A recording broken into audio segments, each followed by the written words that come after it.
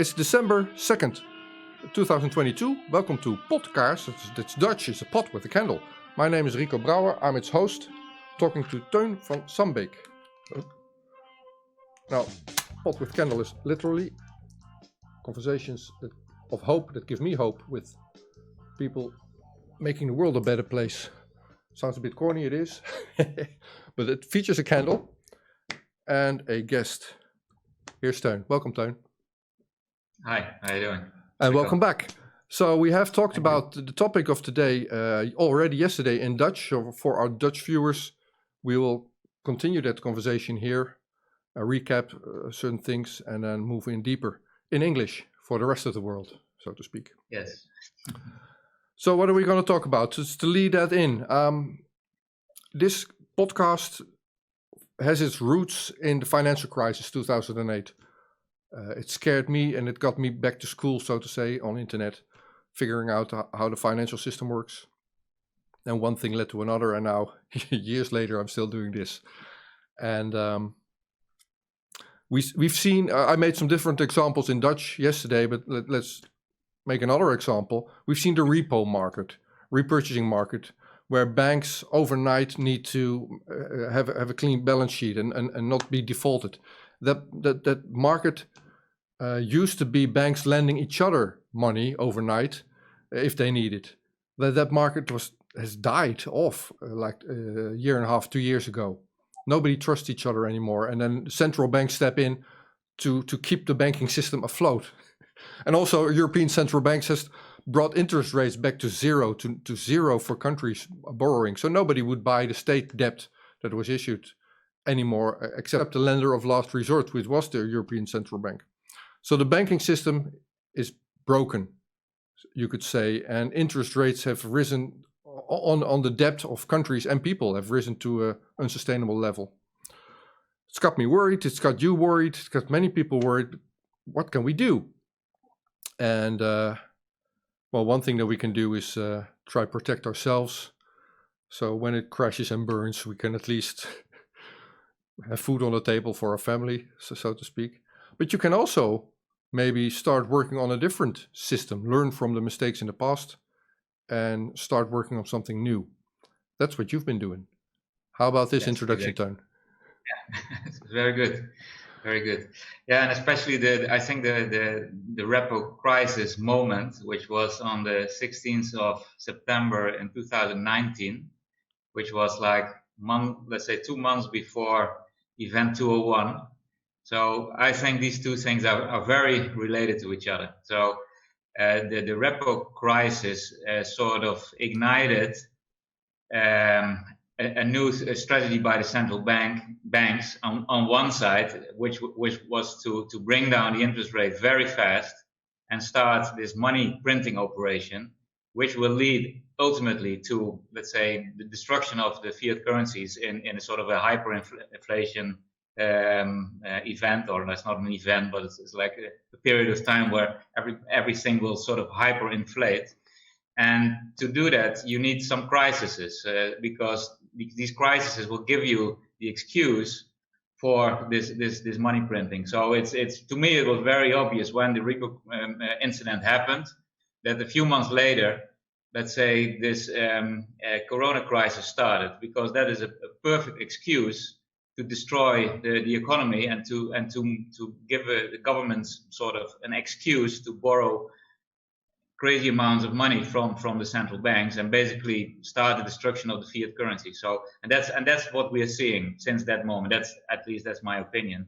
And when the let's say the Corona crisis died off, the second thing that is also a very good excuse for money printing is the climate change story. I think it's a hoax. I think we need to be very, let's say, careful about our environment, but what they're doing now has nothing to do with that, in my opinion. And the other thing is war. You know, war is also a perfect excuse to print crazy amount of money. That's basically how it started. So that's how central banks got started in the first place. So that's what they're doing like 400 years. And what we're going through is not new. It's when all else fails, they take you to war. so they can reset without it being obvious that that financial system is being reset, and the people in power remain in power. The people, the well-to-haves, remain in their in the possession of the goods of this world, and they start a new building on debts. So yeah, we have some new crises, but the cycle we're going through is not new.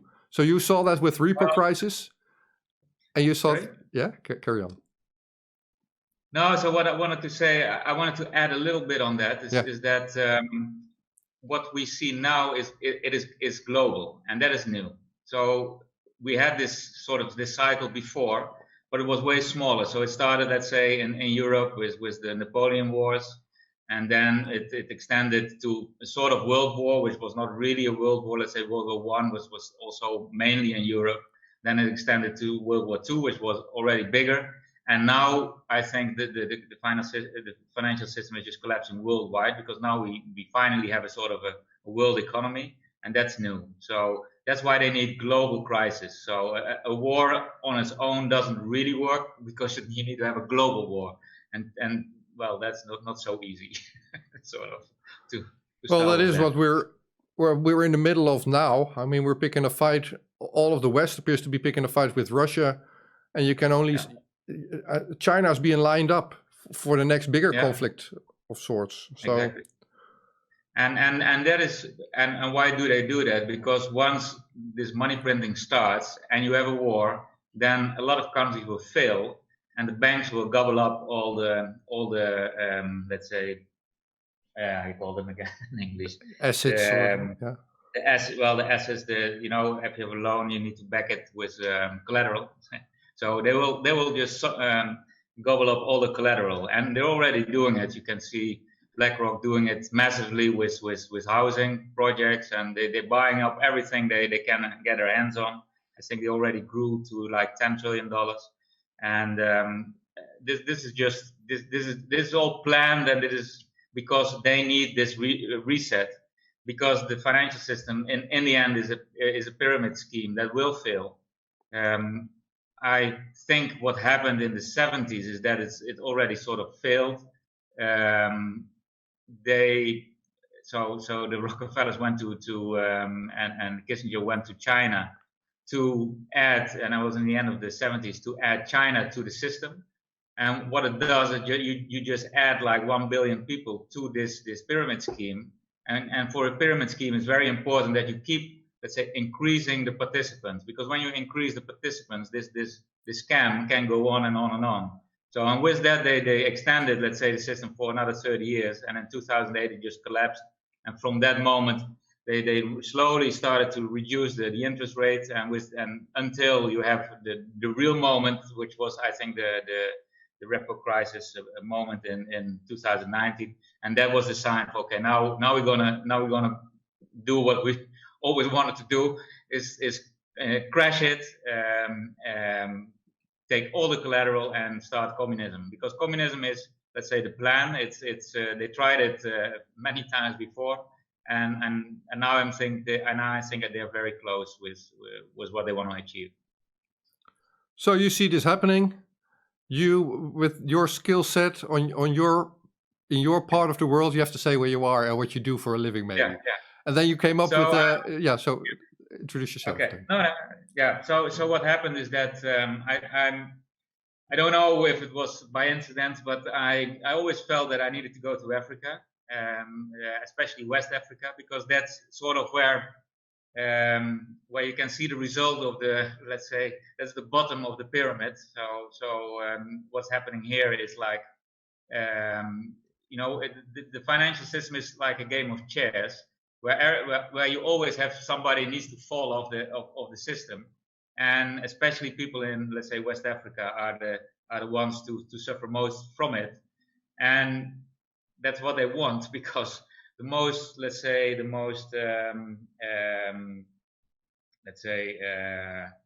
assets, let's say, like gold and diamonds and other how you call them rare earth minerals. Minerals and stuff. They can be found here, and Africa is always sort of the place where they took all these stuffs from, and what is interesting is this most people don't know it, but Africa is the only continent where more wealth is taken from than goes in. So all the other continents in the world are benefiting on what is being stolen in Africa. It's quite astonishing. Yeah, so If you take look me at with that. your reasoning then. You thought, let's go there. How does that work? Yeah, so I'm in housing, so I like to build houses. And what I saw is that, let's say, in the West but also in Asia, and housing is, let's say, all these places are sort of filled with houses. If you look at China, it's just crazy. An average Chinese almost has 2 or 3 houses now. And that's because of the financial system. When it's opened up, and if you have a heartbeat and you get a loan, then you can build, because there's plenty of money in the world. So there's so much money you can't imagine. It's like there's about 100 times more money available than let's say the entire world population is working with. So all that money has flown to a small group of people. But Africa is a place where you still need to build, and I like to build. I want to build. I think it's fun. So and Africa has a backlog of about 20 million houses alone, like almost 10 million in Nigeria alone. So Nigeria is like the place where they need houses like nowhere else in the world. And I have a sort. I like to think about building systems, so I came up with a system to do this. And I think I'm able to make sort of the highest quality houses at the lowest price. And with that, I should be able to build many houses here. What I notice is that nobody's interested. So especially not the United Nations, which you would imagine they were really focusing on getting African people housed. But what I notice is they are not interested at all in doing that. So and that's like 6-7 years ago I noticed that. I also noticed that for, let's say, if you have the most efficient house or apartment, then more than half of the Africans will never be able to rent it, or to let's say to get a mortgage for it. It will not be possible. And that's also when I thought, well, this financial system is just broken, because I call it the prisoner's dilemma. To me, it's very straight. So if you kill somebody, let's say in Nigeria, they put you in a prison, and so basically they house you, they give you food, they give you clothing, and you survive. And that is more expensive. So more money is spent on that than on housing regular people. So basically you can commit murder and improve your life, which is not, let's say, is not the intention of being in prison. So that's when I thought that there needs to be something else. So I look closely to human rights, because housing is a human right, and this human right should be established here in one way or another. So how can you establish this? So that was when I got interested in universal basic income as a concept, because that is a sort of a concept where you can sort of guarantee a certain income to people. And that was also the time that Bitcoin broke through. So I thought perhaps it's possible to create a sort of a coin, a cryptocurrency coin, that includes a sort of a universal basic income concept, which can be used to improve, let's say, the income of people here, which will ultimately lead to house them, because that was sort of my purpose. I want to house these people. That to me is fun, and I think people would like to have proper housing. If you ask anybody in Africa what is on your mind, then the first thing they say is housing. I want to have a proper house. So that is one of the Yeah. first things in a Maslow pyramid. You want shelter and security, Yeah. and food, but shelter is like one of the first things, and that's what's at stake in Nigeria, where you are. It's funny that you mention universal basic income. It's ingrained in my head also with that name, universal. Yesterday you explained that when that concept first was discussed, it was unconditional, and Yes. nobody's talking about unconditional basic income anymore. And that's the concept that you extended on with what you with what you came up with. Yeah. Because So in, yeah. carry on. That story is quite amazing, I think. So let's say 7 years ago, they did some tests in Africa with unconditional basic income. So they just give people money every month, and they looked at it. What would happen? Would these people become lazy and just spend it on money or booze or whatever, or would they do stuff with it? And what happened is that when you have sort of security about your income, that you know that you will have food, then you can start thinking about what you do with the remaining part of that money, and people will invest it, and you even in small things. So buy a bicycle with a sort of let's say to transport stuff, or you buy a sewing machine to start a little sewing shop for to start your business. So that's what happens when people have a sort of secure way of income, and it doesn't need to be much. It's very cheap, and what happens is that when people don't need to, it's also psychological. When people are not, let's say, in their mind fully occupied by getting food, then they start to be creative and create stuff. So hunger is really an economic really bad, because people don't produce things. They make a lot of mess because they don't clean up anything anymore. They just go out for food, and that's what you see in the, let's say, if you go into some, let's say, worse bad neighborhoods in Lagos, you can't believe what you see. It's like Armageddon there. It's all broken trucks and oil everywhere, and it's just one big mess. And that's what happens when people are real poor. It just becomes a sort of biological hazard. So so making sure that people just have just enough to just survive, to get a roof over the head is very important. And if you just do the calculations, that's sort of how I started to look at the world. And just, so how much do they need? So how much is that? If you compare it, for example, with the military budget, I think with 1 year of the military budget, you can solve hunger and shelter in the world entirely forever. So it's like it's unbelievable, and you know, and you wouldn't have war. So why not just stop 1 year with that with that nonsense? Just do good things with it, and you solve a lot of, and that's just one little item of it. So it's crazy that it doesn't happen. So then you start to see, okay, this whole thing is intentional, because if people really wanted to solve problems, we would have solved these problems long time ago. So that's not it. That's not the problem. So the problem is there are probably some people, and they are in control of the system, and they want it to fail. They want to have people in misery, and that's also, so let's say, to cut a long story short, I came up with a sort of an idea how to create more ethical money. And a few months ago, I came up with that term, ethical money, let's say, contrary to unethical money. Because what I think is, what you see in the world, everything is based on unethical money, and the result is just unethical things, which is causing pandemics that are not really there. It's causing a war that doesn't nobody wants.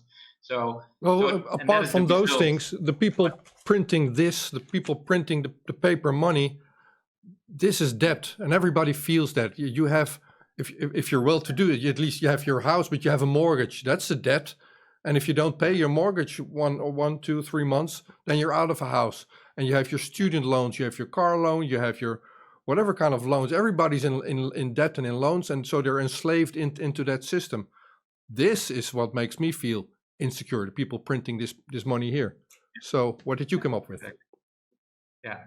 So I say it's the devil's tool, this money, you know, and then people in Nigeria are very religious, so that sort of resonates with them, and hopefully more than, because I think they still love their money a little bit more than the religion. but they won't admit it. So yeah, what I came up with is I started to look at universal basic income as a concept, and I wrote a book about it, and with a sort of an idea how to make a sort of cryptocurrency out of it. But a few months after I finished the book, I noticed that because I started to build it, I don't want to only talk about it and just have ideas. I also want to build it, and by building it, you just come into issues and you start to understand better what's going on. So I saw that let's say encryption is sort of a foe of one income stream, and so a universal basic income means, in short, that every single person has one income stream. He can't have two. He must have one, because if he has two, he can have 20, he can have 100, and that would be unfair again. So then it becomes unethical again if you are in a position to get more than one income stream. So it's very important that you get one income stream. Now, to do that, you need to focus on identity, because then you need to identify a person. And in cryptocurrency, it doesn't matter who you are, how many, let's say, streams or how many identities you use. You can have 30 different wallets. Nobody cares. But if everybody works together to give everybody, let's say, one income stream, identity becomes very important. And you also want to decentralize it, because you don't want to have let's say, an institute in charge of saying who is, let's say, who gets the right to have an identity, because then it's also slavery. If people can just take away your identity, then they can also will take away your income stream. So it's very important that you, as a person, you have the control over your identity. So these are sort of the concept that I studied very much. So years. I'm talking about years. So how you do that? What makes sense? What doesn't make sense? And the strange thing is there's another monopoly. Let's say the people in charge have two monopolies. I always say the one monopoly is to print money, but the other one is to get the insight. And so they know where this money goes to, who owns it, who pays it to who. So they have the insight, and nobody else have. And if you want to have a system where you, let's say, have one income stream for everybody, where you can get personal control over your own identity, the strange thing is that you can't encrypt it, but you need to open it up. So that means that everybody else needs to be able to check if you use your proper identity. So a self-sovereign identity is only possible if your surrounding people, let's say, agree with with you using that particular identity. So when that happens, then you're okay. And the same is about money, in fact. So instead of having one institute controlling everything, you want to have your people around you, your region, your neighborhood. These are the people, or your family. These are the people that keep you in check, that you are not committing fraud, and that's the only way that you can have control over your identity and over your money, and so everything is let's say goes about your self-sovereign identity is how it's called, and that is also a very strange concept to wrap your head around. There are a lot of institutes in Africa already 7 years ago working on getting sort of, and they called it self-sovereign identity. So you brought in your LinkedIn accounts and your Google and everything that you did, and then this institute took a look at it, and then they said, okay, now you're allowed to have an identity. Yeah? These were people that didn't have a passport, were refugees, but based on, let's say, the history they have, they could get an identity, and then people said, okay, you have your self-sovereign identity because you created it sort of out of nothing. But that's not really true, because now you're still depending on this institute that sort of looks at you and vouches you, but that's not a self-sovereign identity. The self-sovereign identity means that you are in control, so that you can decide, okay, my name is Teun, and tomorrow my name is John. That's self-sovereign. But that's very difficult for people to wrap their head around, because you can change your name anytime. You can also stop your basic income at any time, get a new identity, and start over again. But the interesting thing is that the people that are surrounding you, they will allow you to do that. So if you do that, let's say 2 or 3 times, people will say, "Yeah, what are you doing? This is not how it's supposed to be. You need to go back to your former identity, or else, yeah, you can move, you go to another continent. It's fine, and get your own identity. But we don't want to deal with you because you're not really trustworthy with just your identity and with your coins that are, let's say, connected to. Okay. So that's sort of how it works. I am trying to wrap my head around that also. It is a new way of thinking. Maybe to recap what we discussed at the beginning of this conversation is we have a financial system and it's grinding to a halt. The debt levels are unsustainable, interest levels are unsustainable. And central bankers see that too. People in power see that too. Now, I'm in the Netherlands, which is a kingdom, although the king and the queen are a ceremonial function. But our queen, Maxima, has been advocating central bank digital currencies lately. Now, that's not her job, that's not her task. She's not supposed to talk politics or what have you, but the reasoning is, well, the money system is supposed to be independently governed by the central banks, by the European Central Bank. So our parliament is not in charge also. And you see these central bank digital currencies popping up all over the world. Every central bank appears to be working on a variety of that. Now, what's a central bank digital currency? Nobody knows just yet because it hasn't been implemented, but it's a digital form of money that can be programmed. So if I have a digital coin in my telephone, in my app, I could spend it and buy something of you, but that will be centrally registered, centrally administered. Central banks would see that transaction, would see how money flows, and they can program that money also. They can say, well, this money loses its value, or you cannot spend it on Teun, but you can spend it on somebody else. And what you just said is that level of obscurity where the central bank is in charge and nobody else can see it. What we replace that with is total transparency. Everybody needs to be able to check every transaction and every identity of the people that you interact with. Am I making sense? Yeah, exactly. Yeah. So I think that central bank digital currencies and sort of the thing that I am doing are sort of similar in one way, and I will explain later why they're sort of similar, but they're also the exact opposites of each other, and I also will explain what that means. Yeah. But both are sort of based on a total reset of the financial system. Let's say the pyramid scheme system that we had, which is dying, and which will not come back again. I don't believe that we will ever do that same thing again, because I think by then too many people will know what it is and what it was and how what it did. So we are heading for a hard reset, as I call it. And it's nice that you mentioned Queen Maxima, because she's also involved with African microfinance, let's say, schemes. And what they did in Africa is, I think, MasterCard already, let's say, connected identities.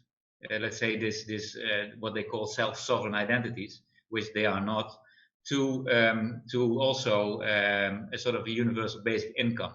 So they are already doing these tests for many years, for like over 6-7 years, I think, is when I saw it for the first time. So these big players are looking at this already quite long, and it's quite clear what they want to do is to get control over your identity. And I think that's also what Corona was all about. So let's say the money that will be replacing the fiat currency will be a sort of universal basic income kind of system, and that evolves around your identity.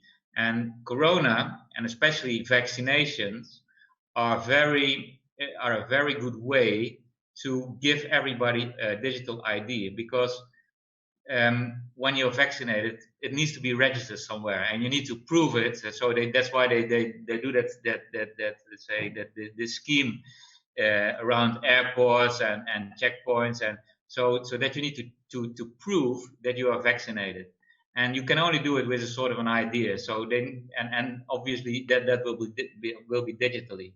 It has nothing to do with health. It all has to do with getting you on a digital system that will allow you later to be, let's say, roll into this universal basic income type of money. Conditional. That's the difference. The conditional type of money. Yes. Yeah. So there are two U's. So you have UBI, which is sort of the abbreviation of universal basic income, but it used to be unconditional basic income. So the U used to be unconditional, and they changed it over time in universal, because it will not be unconditional. The central banks will put any condition they can imagine on your stream of income that you will get. So, and this hard reset, let me explain a little bit how this works. So what they're doing now, they're printing up so much money you can't believe. I think in 1 year they put like 25% of the money. They increased the money supply with 25% in just 1 year, and this is just increasing and increasing, because now you will see the first bankruptcies. You will see the people that fail on their car loans, on their mortgages again, and then the government will. So they already raised the let's say the municipality taxes, because your local government can't afford to do all the things they want to do, and all these taxes will be a burden on you also, including the inflation. And your, let's say, the small and medium businesses are not able to give you enough, let's say, loan to let's say to cover all your costs that you will get. So, and this will just increase and increase and increase. And I think 2030 is sort of their goal. So they want to have this done in let's say in the next 8 years. And what they want to do is get all your possessions. So they want all your houses, they want all your cars, so that all the possessions will go to the government. And then they say, okay, we stop doing all this stuff with small businesses, and now everybody starts working for the government. The farmers, the people that are working in factories, everybody works for the government, and the government will give you a handout, and they decide how much that is. So hang on. They'll decide how much that is, and also through which hoops you need to jump to be eligible for that. So, carry on. So the conditions. So it's all about the conditions. So they will decide what the conditions are, and this is like the perfect form of slavery. So they own everything, and they can just tell you what to do. Yeah. So, and they don't need to put chains on you, or because they will pay other people to put you in a camp or whatever if you don't do what they want. So this is just pure slavery, and that's how it ends. You know, because in a pyramid scheme, it will always end that all the collateral goes to this people at the top of the pyramid, and the rest, is just so. And they don't need all of us, so they only need like a few 100,000, or let's say a few 100 million of us to sort of serve them, and the rest, well, basically they can go to camps and die, as they did in the Soviet Union in Siberia, and okay, but you see this is what you've been studying, and you extrapolate the trajectory we're on, and you came up with an alternative. So basically what you're talking about here is an alternative to what's now popping up, the central bank digital currencies. Can you elaborate on what you came up with and how that thing would be implemented? Yeah. So let's say the opposite of having a small group of people handing out this money and, let's say, printing, because they will still print money, so what they call money, and they will distribute it over everybody with all these conditions. The opposite of that is that we say, okay, we don't allow this unethical way of let's say how humanity is being controlled, and we will replace it with something that is ethical. So now there are several options that you have, and it has to do with money creation. So the first question you ask is it ethical that a small group of people press a button, create trillions of dollars, and be in control of everything? Now, you can say, okay, that's not ethical, especially when you see all the wars and all the misery that they have caused with it. And also to get in that position, because that's how they did it. So now we could say, okay, we give this privilege to another group of people, let's say another 3,000 people, and let them press a button and then hope that they do the right thing. Well, history, let's say, it will probably just repeat, because these people will always say, yeah, but it's very important that we have our jets and fly around, and that we have our caviar, because otherwise we can't think properly and whatever. So, it will just happen. So, that's also not a solution. So the only let's say, but if that's not a solution, how do you create money? Who is in control of creating money? So the exact opposite of having a small group of people doing this is that you say, okay, everybody does it. So everybody participates equally in the creation of money, and that's why, let's say, my system is the opposite of the other one. So it's fully unconditional. So it doesn't matter who you are, what you did in your life, whatever, you will get, let's say, an equal portion of the money that is created, that is put in the earth, put in the world, for, let's say, to do economic activities. And to do that, simply you can connect money to a period of time that a person is alive. So you can say every year that somebody is alive, he gets a portion of money. You can even say if somebody gets born, you get one, let's say, lump sum of money. But to me, it seems better that you connect it to, let's say, small portions of time, and actually the best way is 1 hour. So that you get one coin every hour, instead of, let's say, 1 million coins when you get born, or let's say 10,000 coins a year. No, the best thing is to just get one coin every hour. And if you sort of do the calculations, then you also need to, so when you do that, when you give every person in the world, let's say, one coin in an hour, that means that you get 8 billion coins every hour.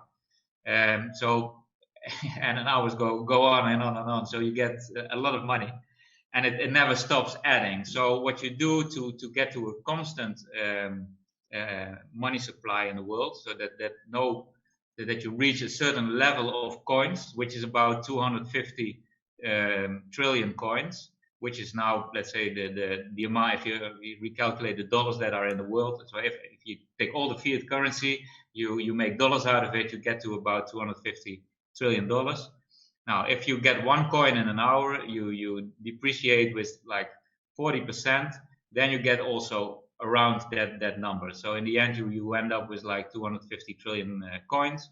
And that's sort of the way how you can create money, but also be sure that it is distributed fairly over everybody. And that has never been done before.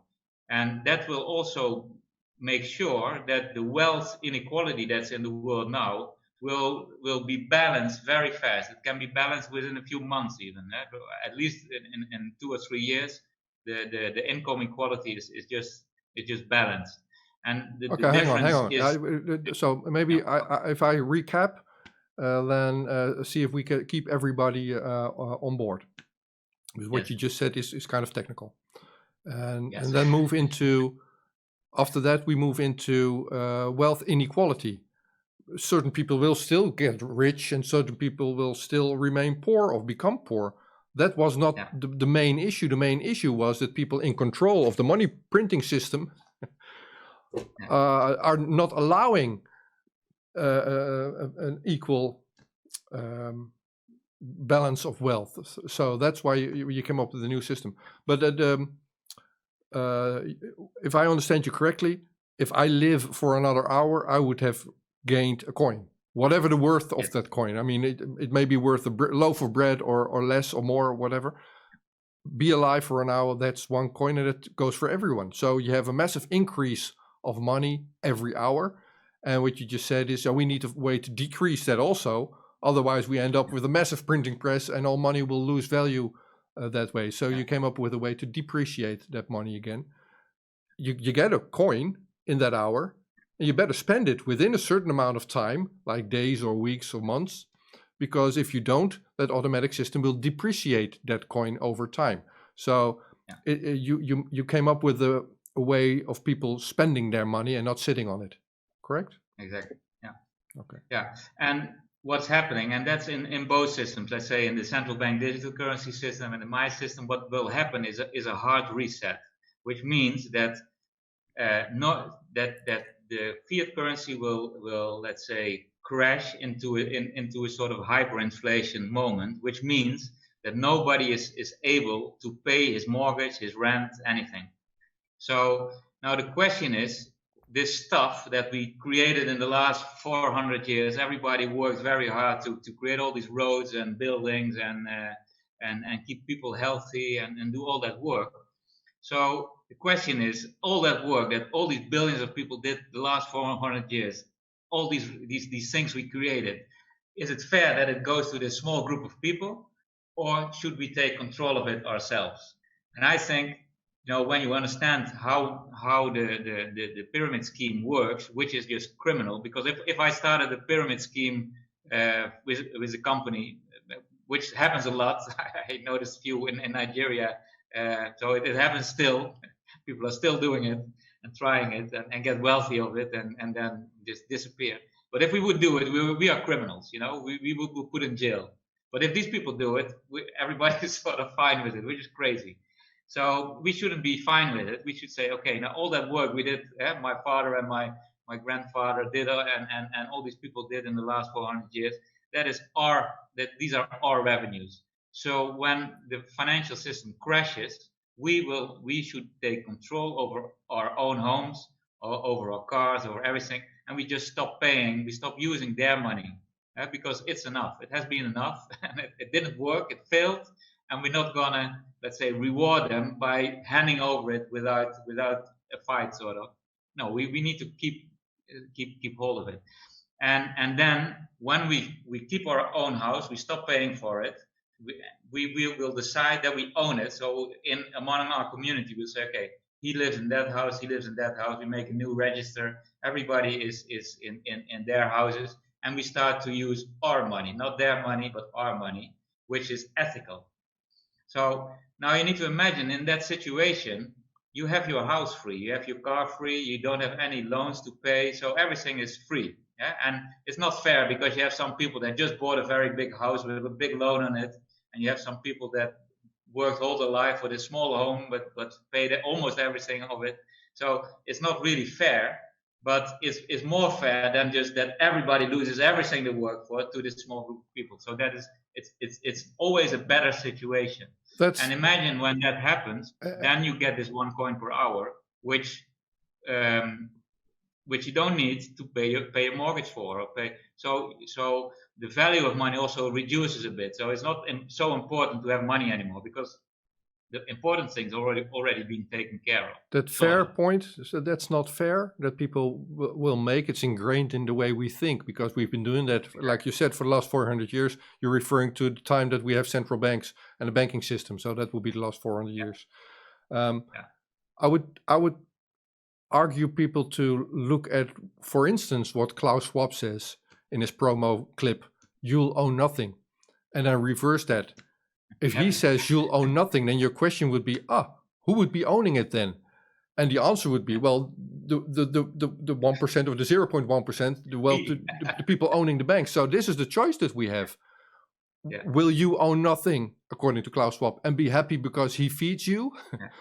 Or will he keep the house he lives in and the cars that he has, just like you will keep the house you live in the car, whatever your possessions are, and we reset from there, not giving everything to the people that own the current financial system anyway, but distribute it amongst ourselves and carry on on that way. Is that a good summary, Tijn? Yeah, exactly. So, and I want to add is what they do, and it's a trick, and we need to be aware of this trick. So they will not say, oh, this small group of people that own these central banks own all that stuff. No, they will say your government will own this stuff. And people sort of consider their government as theirs. So they think, oh, my government is, I'm part of my government, but you aren't. It's a scam. So and that is the big scam that people just don't understand. And it's also democracy. We think that we vote for people, but we can see clearly now they're not working in our benefit. So they do some nice things here and there, but the important things is all wrong and it's all benefiting big companies to come in, take over all your natural resources and just steal you blind. So that's sort of the scam, and we need to understand that it's so they use the government and your national identity to sort of make you believe that it's still fair that your government owns your house, but it's not your government. These are still people, and these are people that don't want to show themselves and have no good intentions with your life, and you will have no control over it once you're in their communistic system, because there's nobody you vote for, there's no press anymore, there's no freedom of speech, nothing.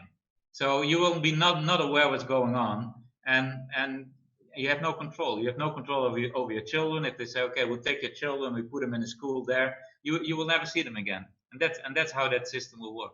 So this is what you extrapolated for yourselves and not only did you come up with a different solution, you started programming against that. And can you tell us, where can people read more on that? Can they use it already? How far along are you? Yeah. So my biggest question was: is it possible to make a sort of digital, a decentralized system, a sort of an app on a phone that doesn't use internet, which was sort of an important one for me, because the internet is also controlled by the same people that want to bring the central bank digital currency to us, and they can simply shut down the internet. So if we have an alternative system and it would run on the internet, they could shut us down basically. So it was very important for me to be able to make a decentralized system that people could use without anybody interfering with it. And I was not sure if that was possible, but I think I found a way to do it. It works with, I call it personal blockchains, which is like a little file that you keep on your phone, which holds all your identity information, your self-sovereign identity information, plus all the transactions that you did personally. And what you do is you just share it with the person that you do a transaction with. So if you are in a region, in a small, let's say in your neighborhood, and you have like 100 people using that app, you don't need nobody else. So you can just exchange these little files, these little blockchains with each other, personal blockchains. You just collect them like a stamp collector, and your app just looks at it if everything is done fairly. But that's sort of technically how it works. And it works without the internet. So you can just, if you have two phones, you can just exchange that file using your Wi-Fi antenna without going, let's say, to a central Wi-Fi system. You can just, let's say, exchange that little file, and then you do a transaction. And the nice thing is you can do that with your little, let's say, your little village somewhere in the Netherlands, or you can do it with a little village in Africa. And without seeing each other, you can still use it. And when you use the same parameters, which is that you have 1 coin per hour for every person, and you have like a depreciation and devaluation of that value with, let's say, 40%. If you do it in the same way, and let's say in 10 years you meet somebody from the Netherlands here in Nigeria, then you can still interact with each other because the money was created in the same way. So it's the same money. And that means you don't need any exchanges, no different calculations to see if that money is the same as this money. No, it's all the same. And it can work. So you work separately from each other, but you can also grow to each other, which is very important, which is, I think, one of my biggest, let's say,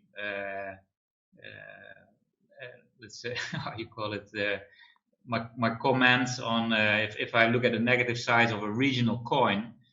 It can work sort of for a region, But if you have no way to connect to another region without an exchange, then it will still be very difficult to make that work in the end. So that's also what I solved. So that's what you see popping up also, people starting their local currencies in their village or in the town or in the municipalities.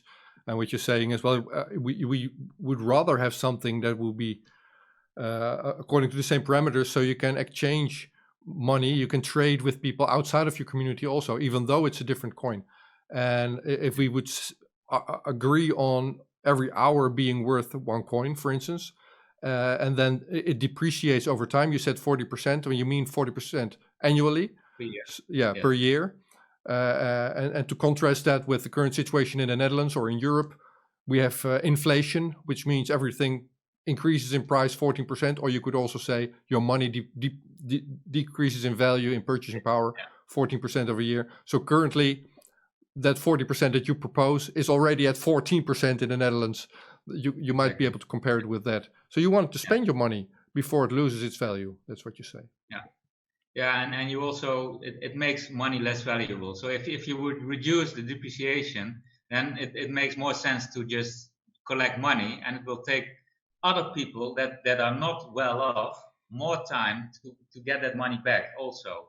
So what you do basically with the depreciation is you lose money, but that money is used to create another coin, and that coin is given, is shared by everybody. So it's a sort of a social thing. So it's not that you lose your money, but this money is also being distributed to everybody else. So you with your depreciation, you help other people. If you're very wealthy, so you lose quite a lot of money, but you help, let's say, a lot of people getting that money back. Yeah, and so also it's a social security net. Yeah. Well, that's also what you need to wrap your head around. It's a more social, more just and equal system than we have currently, but it's still a capitalist system. I can use the coin that I get every hour and invest it in bricks, in buildings, or in gold, or in silver, or in Bitcoin, or whatever is of value. I can still save, but just not in that currency, not in that the money that you created is for exchanging an economic system with each other. You will still have millionaires, you will still have billionaires. Exactly. It will still happen. Yeah. So how far along are you? Where can people go if they want to read more on this? Yeah. So it works. We did a pilot, and you can see all the results on it on on our website. It's not. I'm working with a group of people on it. It's called onecoinage.org. So a one and then coin and an age of hour .org. .org. So you can see all the latest developments there, and we did a pilot. Currently, we are, let's say, breaking down our software and building it up again on a GitLab site, which means it will become open source. So it's nothing anything like a cryptocurrency, for example. So I will not gain anything of doing this. I can't buy this coin because everybody starts at the same moment with the same amount of coins. So there's nothing to gain here for me or the people that work in here. And yeah, so it's and we do that on this GitLab page, and on the GitLab page we now make it more professional, so that it looks better. With better, let's say, description how it exactly works, and that everybody that is into programming can go there and help us, let's say, expand this system. So it already works, but we just want to make it look more better, and make sure that more people understand what it's all about. And also that people that I cannot program. I'm an IT person, but programming is not my skill. But people that are savvy can dig into your code and see what you did. That's what open source means. Everybody can work with you and can verify how you created that thing, right? Yeah, and that's very important because this money is all about trust. So only when people trust that it's done properly, then it works. Because if it's not trustworthy, then why would you get involved? So it must be very transparent, and this is the most transparent way we can go, which is also the entire opposite of what the central bank did, because we have no clue what they are doing, and they will never tell you. Okay, so my- people can go to onecoinh.org if they want to read up on this, if they want to work with this thing. We closed on the Dutch part of this interview with an example that I made of El Salvador that's embracing Bitcoin currently. Are there communities, are there groups of people embracing this solution already? Are people actually buying a loaf of bread already, trying this thing that you built? Or when will that happen, do you think? Yeah. Well, first it needs to we need to redo the system that we did. So probably in the next 2 months it will be operational again, and then we can start do more pilots that, or even do it, just put it live and take it from there. That is also a solution. There are 2 other initiatives, one in Germany, one in France. Monnaie Libre in France and Circles in Germany. With Circles, they already have, let's say, shops that do it. That way you can use these coins.